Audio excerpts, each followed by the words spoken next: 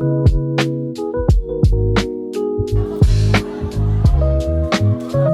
na rin ako ng mga ganitong clothes. Daming sabi. Namin ginawa. Bye guys. I'll see you guys later. So, hi guys. Ngayon is sasamahan natin si Lance para sa project niya sa Soksay kasi kailangan nila mag-vlog na yung kanya kasi is subjectivity. So, ako yung guest niya. So, sasamahan ko siya today. And right now, is kakatapos lang namin kumain. So, wait natin matapos kasi tina-timer niya yung buong video if ever cash siya sa time limit. So, later is punta kami sa dep store. Dun yung una naming setup. So, meron kaming 3 setups. So, check nyo na lang later. So, keep watching. Ayan si Lance. Nagpa-practice siya. So, let's go! So, how about you? Ano namang thoughts mo sa akin? Ako kasi, ever since, into makeup na talaga ako. So, feeling ko kasi, na-express ko yung sarili ko through it. Subjectivity in this case is the means that people give to their own experiences. So, in our case, we have different views from our parents, but that's really okay kasi we are entitled. Me naman, galing ako sa very conservative na family. So, sanay talaga ako sa mga conservative clothes. Pero Yeah. growing up, I guess. nasanay na ako since may TikTok na, may friends na ako. Nakapagsuot na rin ako ng mga ganitong clothes and mas na-express ko yung sarili ko. Nandito kami ngayon sa bench and andito yung second clip ni Lance. So nice. Ako din, kuha din ako ng damit. Tapos if-film.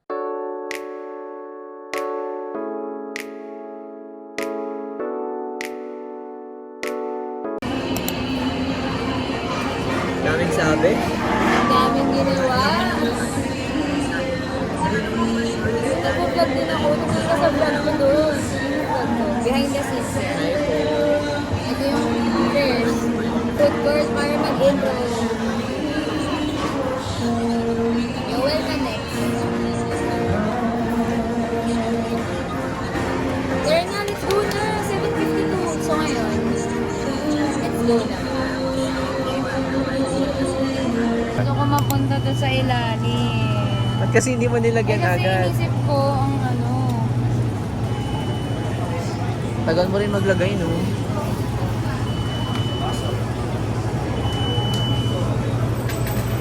Sakto kaya? Kaya nangyari mo na. In terms of Latin sour. So, yeah, that's it for our first part and see you for our next. Nakakapagod siya kasi 3 pa naman yung pinuntahan namin. Like, 3 iba-iba. I mean, 3 iba't iba. Dami kasing alam nila. Up to Yowel to clothing line. This is very socksay, no? Kasi, Ito pinaka-chilling, Yoel. ayun yung sinasabi ng socksay na yun talagang very essence kaya may socksay class. Kailangan mong i-involve yung sarili mo sa nangyayari sa paligid mo, sa environment mo. Kaya good thing din na ayun, inuugat natin yung sarili natin sa mga normal experiences ng tao. Like, gano'n naman kasi, di ba? Tuwing Christmas, pumupunta tayo sa clothing line, bumibili tayo ng mga makeups, kumakain tayo. So, bakit So, yung mga classmates mo, nag-video lang sila sa bahay lang? So, hindi nila na-apply yung kailangan mong matutunan. Na-apply nila theoretically. Ang gusto ko kasing palabasin is that, ang sabi kasi sa philosophy namin, Daming alam. no, like ito talaga yung sinabi sa philosophy namin, na matututuhan mo lang isang bagay if magdi-deep dive ka talaga. Like, alam mo, yung example lang, is yung sa swimming. Like, tinuturuan lang sila mag-swimming. Tinuturo sa kanila lahat ng steps, lahat ng everything, kinarm nila. Tapos, nung pinapatalo na sila, hindi nila kayang tumalon. Ayaw nila. Kasi, hindi naman yung naturo sa kanila. Anong tinuro sa kanila? Yung concept lang. So, hindi nila ma-apply yun kasi hindi nila nakita kung paano gawin. So, ayun yung kailangan natin i-target kapag iniisip na paano mo ito i-relate sa personal na buhay mo. Kailangan mo ma-experience, of course. So, ayun yung very essence ng Socksay na ginawa kong video is, ayun, kailangan kong i-apply ito ngayon. kailangan kong i-apply in real life, kailangan natin matutuhan na kung paano to nag-work, like that. Grabe na sabi niya yung buong script niya nang hindi tumitingin sa iPad niya. Kaya ko na sabihin, ganun ka na lang mag-intro mamaya or talaga Di ba? Ang pangit kasi pag nagbabasa ka. Tinaw mo yan, mukha ka lang nagkakwento, mas maganda. Kung kaya mo naman yan sabihin ng tuloy-tuloy. Kaya mo nga eh. Emil lang kasi ako. Hi guys, dito ako right now sa food court. Inaantay ko si Lance kasi nag-charge siya ng mga device niya, yung iPad niya, yung phone niya, and yung laptop. And tapos na kami halos mag-film lahat. Parang meron na lang yata sa last dun sa labas. And gusto ko na umuwi kasi anong oras na. Anyway, I'm just gonna eat my Yowel na lang. Samahan niyo na lang akong kumain.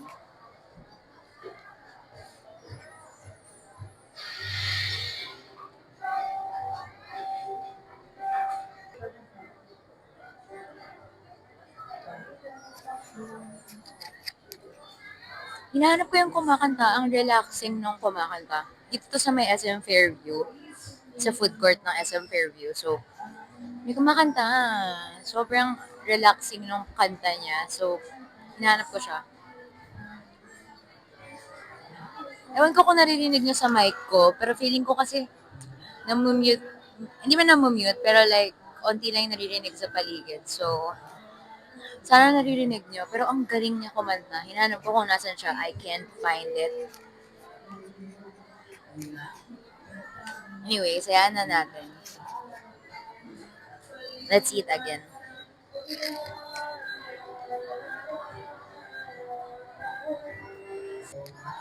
Okay, bye guys. I'll see you guys later. So, let's go. Uwi na kami.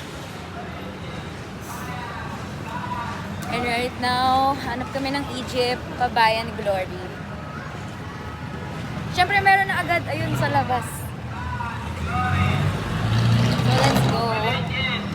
Go na, go na, go